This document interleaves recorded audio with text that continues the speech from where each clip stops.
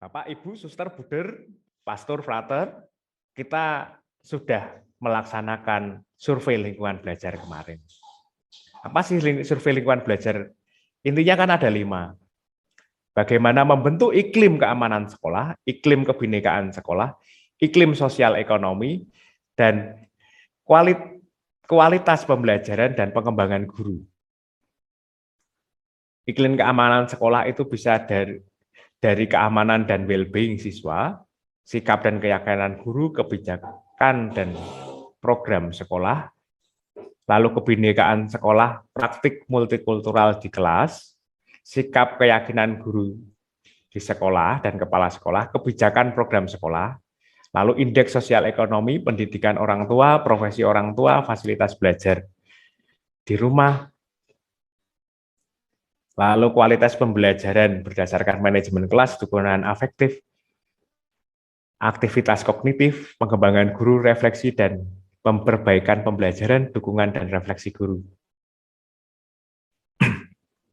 Semuanya ini kan sebenarnya sudah ada dan sudah kita laksanakan. Tapi negara membutuhkan data yang akurat. Sejauh mana kita mengembangkan lingkungan belajar kita.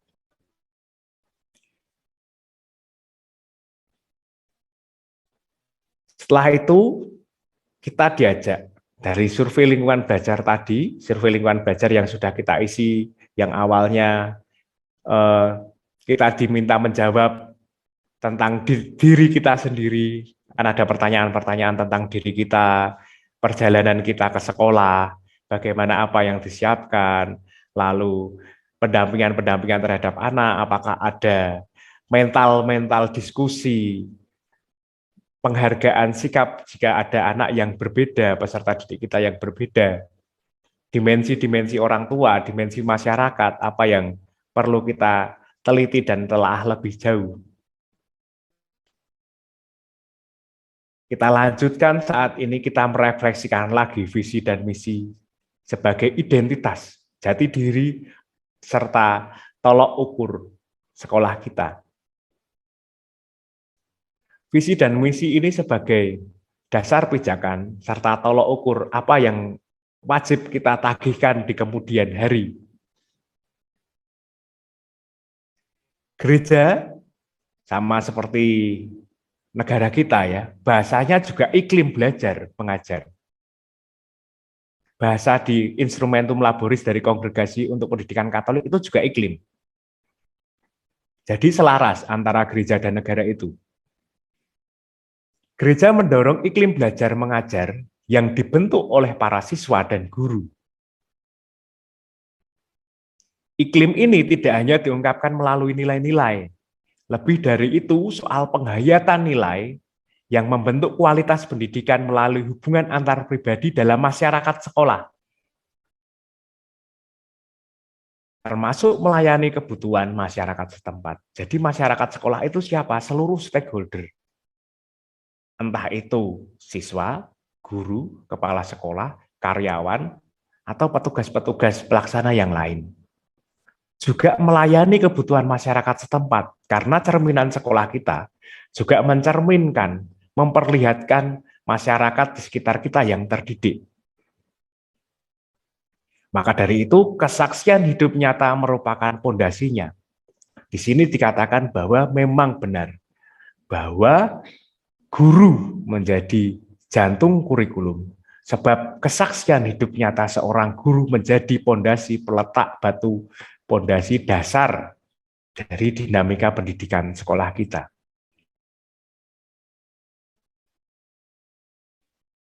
Lalu sekolah-sekolah Katolik pun merupakan lingkungan yang hidup. Bukan semata-mata organisasi, tetapi kumpulan dari organisme-organisme yang hidup yang membentuk budaya sekolah di ekosistem sekolah. Kita diharapkan mampu menyediakan pendampingan yang integral agar terjadi kesinambungan antara iman, profesionalisme, ilmu pengetahuan, kepekaan menghadapi tanda-tanda zaman, dan menjunjung tinggi martabat manusia. Ini luar biasa ya, kerangka kerja kita yang diatur oleh gereja dalam instrumentum laboris ini. Maka dari itu nilai-nilai inti yang kita temukan serta kearifan lokal yang kita gali dan kita refleksikan pada modul-modul sebelumnya menjadi landasan kita menyelami budaya sekolah.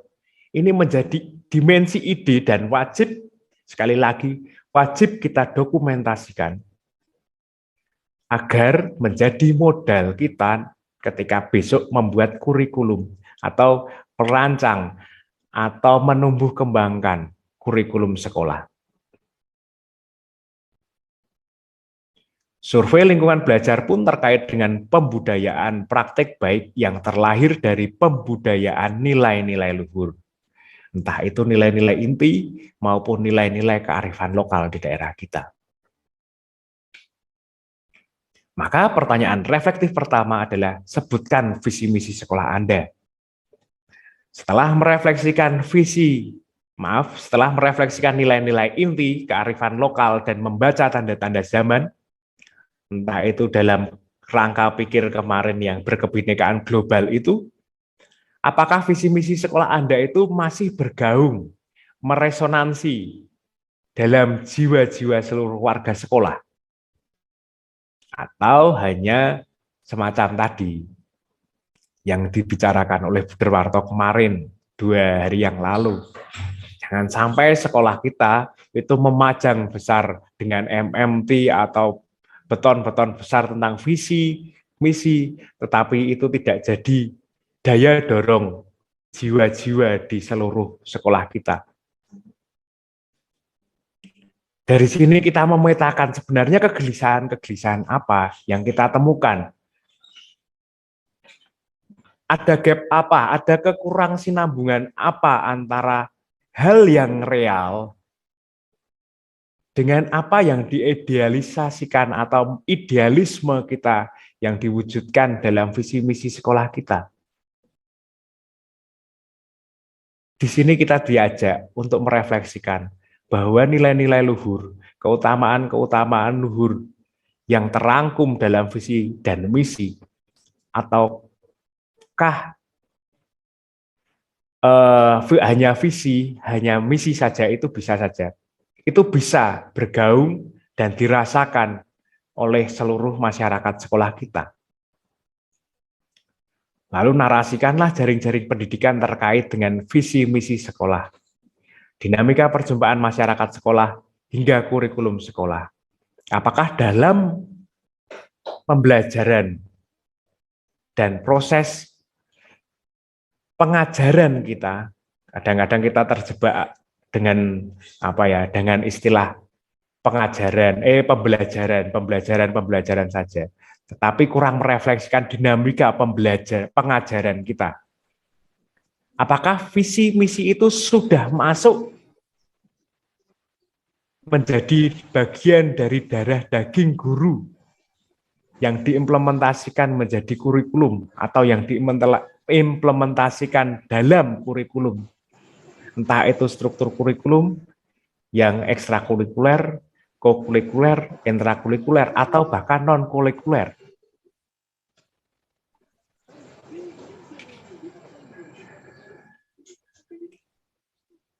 Saat ini marilah kita menegakkan tonggak tentang budaya sekolah kita.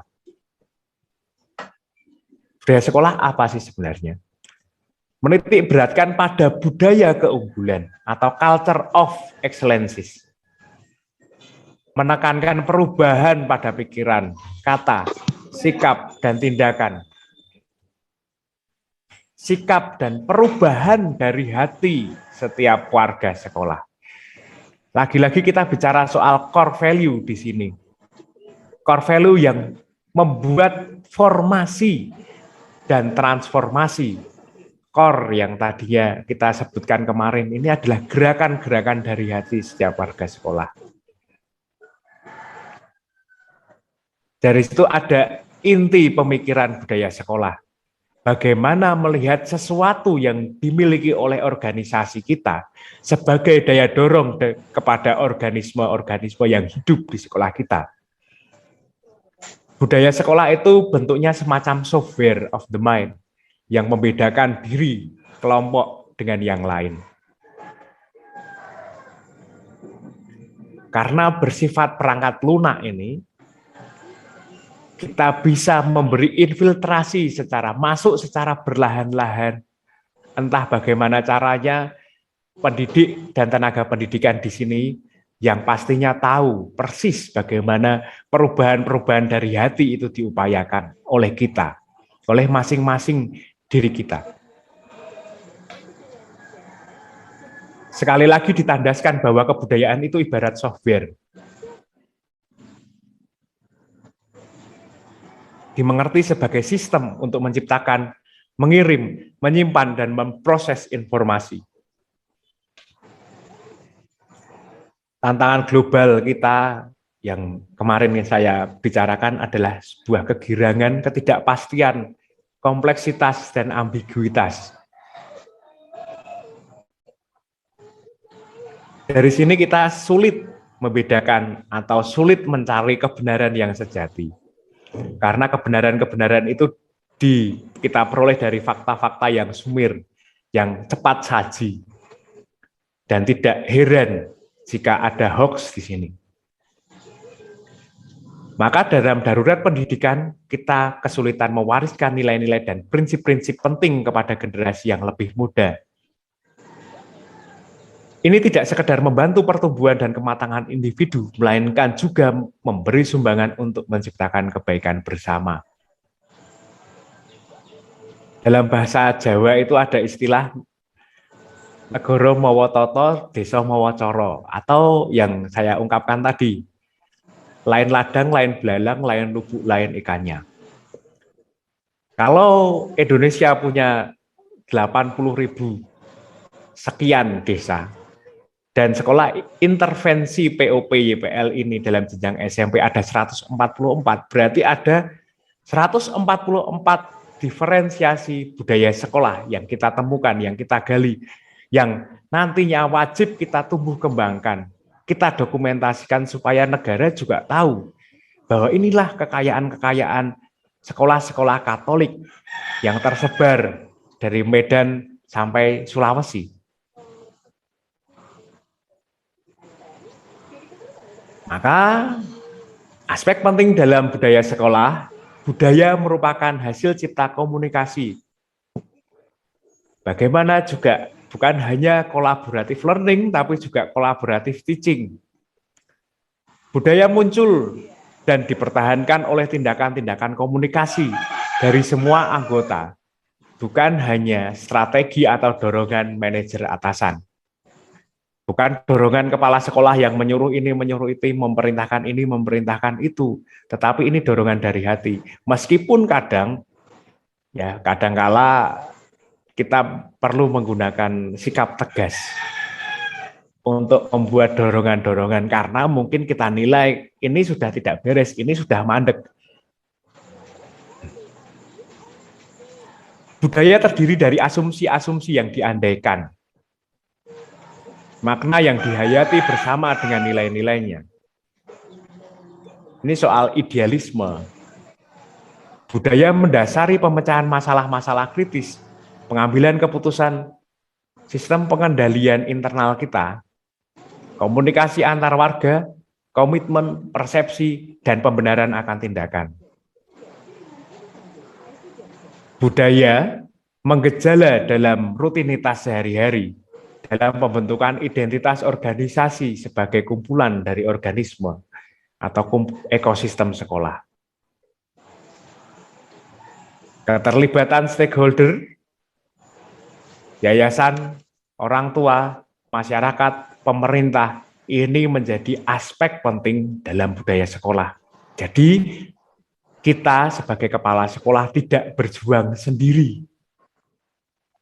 Kita bisa melibatkan yayasan, karena yayasan kemarin sudah menyelesaikan workshop dan raker-raker pengurus yayasan, kita sudah satu visi, satu misi untuk implementasi program organisasi penggerak ini. Jadi, Bapak, Ibu, Buder, Suster, Romo, Frater, tidak usah berkecil hati. Kita semua sudah didukung oleh yayasan.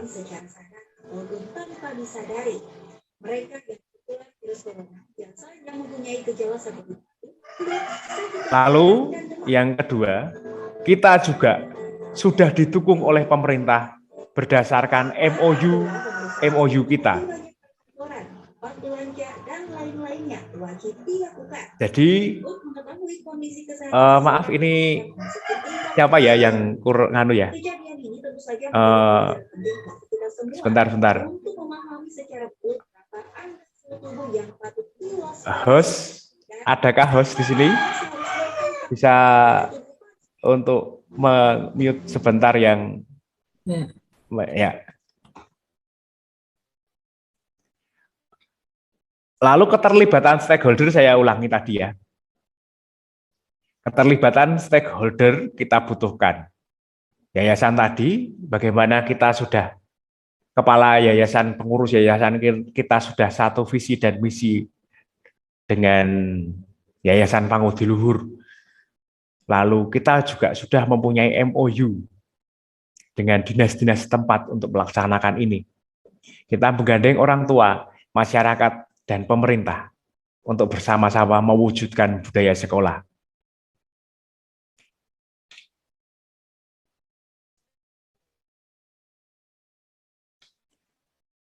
Bapak, Ibu, Buder, Suster, para Romo, Frater, kecenderungan seorang pemimpin atau di sini pemimpin sekolah kita itu menciptakan hal-hal besar, membangun sarana, prasarana, struktur, infrastruktur, bukan berkeinginan melahirkan orang-orang besar.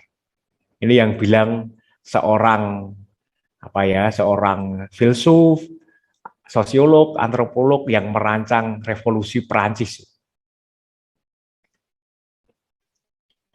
Pembangunan fisik lebih diutamakan ketimbang bagaimana pribadi antar pribadi sekolah dapat bertumbuh dan berkembang sesuai dengan perannya masing-masing.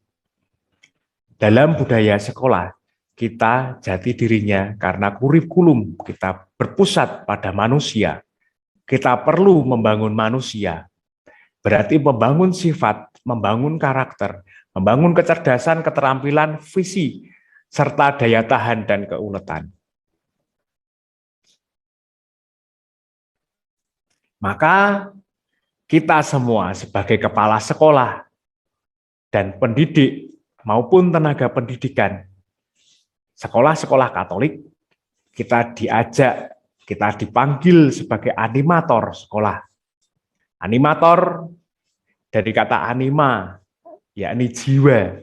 Kita menjaga keselamatan jiwa-jiwa sebagai visi perutusan kita.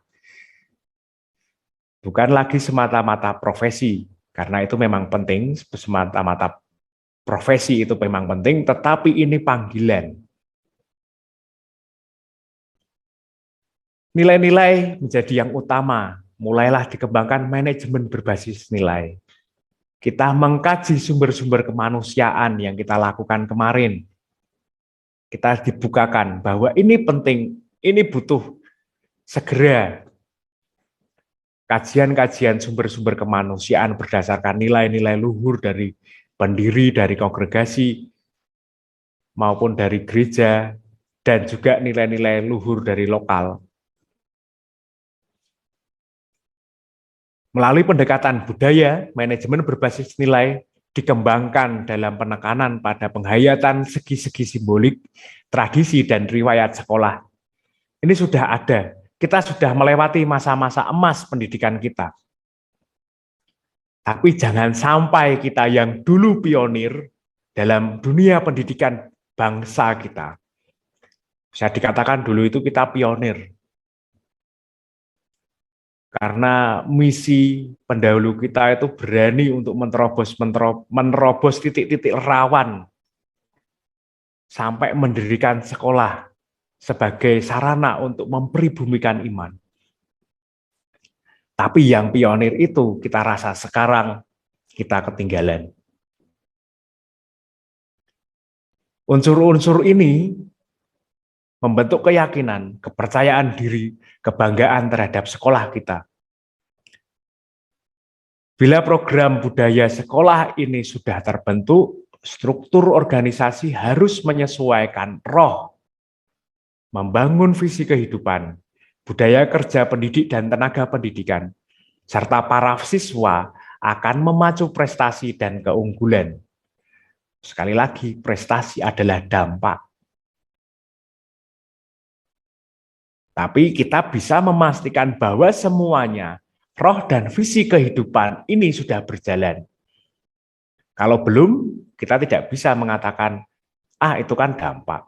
Itu kan dampak. Kita perlu 15 tahun, 10 tahun lagi untuk ini. Tidak, Bapak Ibu. Saat ini kita dipertegas, diperjelas, dan nanti tolong disampaikan kepada guru-guru, Bapak, Ibu, Buder, Suster, Romo sekalian, bahwa kita perlu membangun visi kehidupan bersama sebagai animator sekolah. Kita yang menjaga keselamatan jiwa-jiwa anak didik kita, jiwa-jiwa orang tua, jiwa-jiwa masyarakat. Jika kemarin kita bersharing bahwa sekarang orang tua pun ikut tren, nah, bagaimana sekolah itu juga mencerminkan, menjadikan cermin bahwa visi dan misi sekolah kita itu sampai menyelamatkan jiwa orang-orang tua, anak didik kita. Membuka cakrawala bahwa pendidikan yang baik, yang ideal dalam kacamata iman sekolah Katolik itu seperti ini loh. Kita tawarkan visi kehidupan. Bagaimana menyelaraskan ini dalam dimensi-dimensi seluruh kehidupan anak, agar pendidikan itu sambung. Di sini kita membangun jaring-jaring budaya sekolah kita. Maka sampai saat ini, dalam kesempatan ini, kita semakin mempertegas, merevitalisasi nilai-nilai menjadi sebuah keunggulan. Masing-masing sekolah adalah sekolah yang unggul. Jadi tidak ada alasan bila nanti ketika Bapak, Ibu, Buder, Suster, Romo ditanya, sekolah mana yang terbaik? Kita bisa menjawab dengan bangga, sekolah saya. Kita menggali nilai-nilai, keutamaan Santo Santa, berurat dan berakar di lokal, di tanah lokal kita, ada identitas di sana. Kita membangun budaya sekolah, mencerminkan karakter unggul dan profil lulusan kita. Inilah yang senyatanya kita perjuangkan menjadi idealisme pendidikan kita. Maka Bapak, Ibu, Suster, Buder, Romo, Frater diminta dan diharapkan untuk mengkaji dan menuliskan refleksi-refleksi tugas-tugas kita bersama menjadi sebuah dokumen. Mohon maaf sebelumnya karena ini dokumen-dokumen ini kita perlu dalam tim teknis ya, di tim teknis Pangudi Luhur untuk mengkaji masuk dalam Classroom, Google Classroom itu tagihan-tagihan itu dikumpulkan kapan. Mungkin Bapak, Ibu, dan kepala sekolah yang ada di sini, semuanya, loh kok tugasnya banyak banget ya.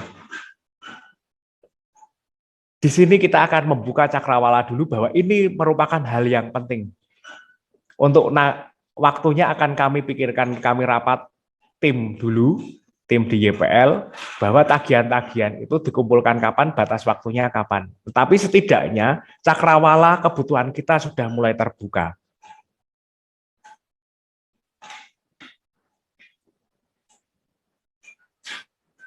Kita telah menemukan, mengkaji, merefleksikan, hingga menjadikan nilai-nilai ini menjadi budaya sekolah. Saat ini kita akan membuat framing sekolah, identitas baru, jati diri slogan, yang tertuang dalam slogan sekolah kita.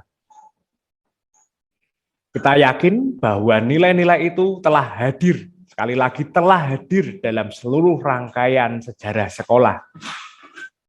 Maka kita diajak untuk menjadikan slogan kita menyentuh sisi emosional seluruh warga sekolah yang saat ini tinggal dalam ekosistem sekolah.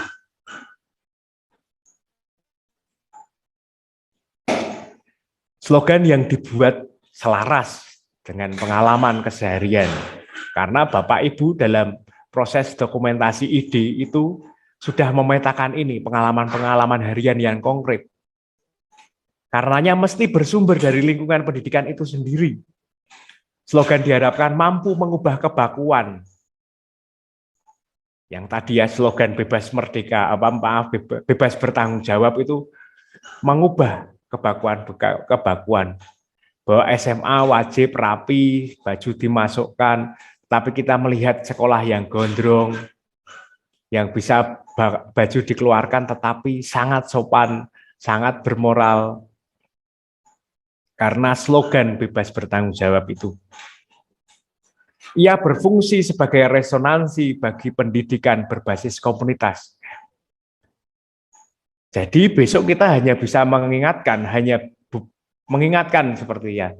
Ketika ada penyimpangan-penyimpangan, misalnya kita meminjam slogan yang tadi ya, bebas bertanggung jawab di mana? Misalnya ada para murid yang tidak ikut webinar atau bolos atau bagaimana gitu. Kita hanya bilang bebas bertanggung jawab di mana? Langsung itulah menggetarkan jiwa. Di sini slogan berfungsi sebagai doktrin operasional yang meniupkan fluid bahwa sudah waktunya untuk bergegas. Pendidikan sekolah merupakan pelajaran untuk menyesuaikan hidup yang bisa dilihat dari slogan sekolah. Ia mengejawantahkan pendamaian sejarah masa lalu dan mengizinkan reformasi pendidikan saat ini dan di masa depan. Hal ini akan mempengaruhi tindakan serta perilaku seluruh warga sekolah. Maka, sebagai produk pendidikan nilai-nilai yang kita temukan meski dikerucutkan sebagai sesuatu yang simpel, menarik, dan mudah dipahami, kita diajak untuk membuat slogan sekolah. Mungkin sudah ada ya, mungkin sudah ada di sekolah, Bapak Ibu, Buder, Suster, Romo, Frater, mungkin sudah ada. Tapi bagaimana ini direfleksikan ulang menjadi tadi peluit, whistleblower, atau semacam pendorong, pengingat praksis moral, seperti bebas bertanggung jawab kok seperti itu. Insan luar biasa kok seperti itu. Mungkin seperti itu. Di dalamnya mesti mengandung citra, identitas, serta mengikat emosi seluruh warga sekolah. Kita bisa meneguhkan diri bahwa sekolah kita saat ini yang kita reksa sekarang di tiap-tiap sekolah ada 144 sekolah, merupakan sekolah yang unggul. Kita mempunyai nilai-nilai inti, memuat seluruh komitmen warga sekolah. Maka perlu slogan itu, nilai-nilai inti itu, kearifan lokal itu dipersonalisasi. Siapa yang mempersonalisasi? Warga sekolah. Menjadi milik kebanggaan kita semua. Maka tanggung jawab sekolah adalah perlu memberikan pelatihan awal pembiasaan, entah itu sekarang ya melalui rekoleksi, pendidikan pelatihan, atau proses pelatihan kepemimpinan, yang nantinya berkembang dalam profesionalisme berkelanjutan sepanjang hayat. Tidak hanya itu, sekolah pun bertanggung jawab pada peningkatan kemampuan masyarakat lokal, regional, dan nasional, bahkan global.